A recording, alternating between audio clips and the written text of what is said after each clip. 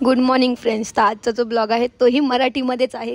कारण की कालचा जो ब्लॉग होता तोही मराठीत आहे. तर हा त्याचा सेकंड पार्ट असल्यामुळे आम्ही हाही मराठीतच शूट करत आहे.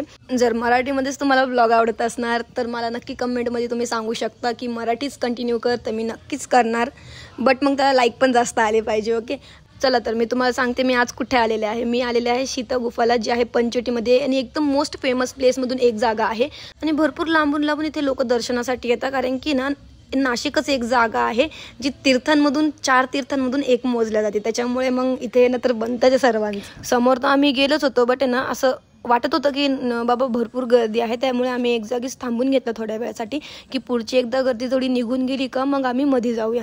आणि जसं हे मध्ये एंटर करतो ना खूप सुंदर आम्हाला दृश्य दिसतं. तुम्हालाही 5 मिनिटात ते कळणार की काय दृश्य आहे समोर. आणि भाई साहब जी एक सुंदरशी मूर्ती जी आली ना सीताराम लक्ष्मणांची, असं मन आहे ना एकदम खुश झालं माझं. आणि त्याच जागेवरून सेकंड जी गुफा आहे ना ती लागू होत होती. त्याच्यामध्ये जेव्हा आम्ही गेलो ना तिथे छोटी गणेश भगवानची मूर्ती आणि कासव होते. आम्ही त्यांचंही दर्शन घेऊन मग तिसरे गुफेमध्ये एंटर केलं.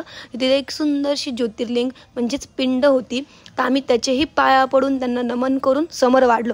आणि सगळ्यात मोठी गोष्ट की इथे ना अलाउड बिलकुल नव्हतं. सेल्फीज फोटो किंवा काही शूट करणं इथे बिलकुल अलाउड नव्हतं. मी तर घाबरून गेले, बाबा यांनी बघितलं नसावं. आणि त्याच समोर मग आहे ना सीताहारांचं दृश्य दाखवलेलं आहे, अतिशय सुंदरसं. आणि तिथे माहिती आहे एंट्री फीस मात्र 1 रुपया आहे. तर तुम्ही जर आले तर नक्की व्हिजिट करा, जे नाशिकच्या बाहेरून बघताय त्यांनी. बट ना एकदम सुंदरसं प्लेस आहे. जसं सर्व बघून आम्ही घराकडे निघतो तर आम्हाला कपालेश्वर महाराजांचं सुंदरसं एक पालखीचं दर्शन होऊन जातं. तर म्हटलं भाऊ आजचा दिवस तर खूपच सुखात चालला आहे आमचा.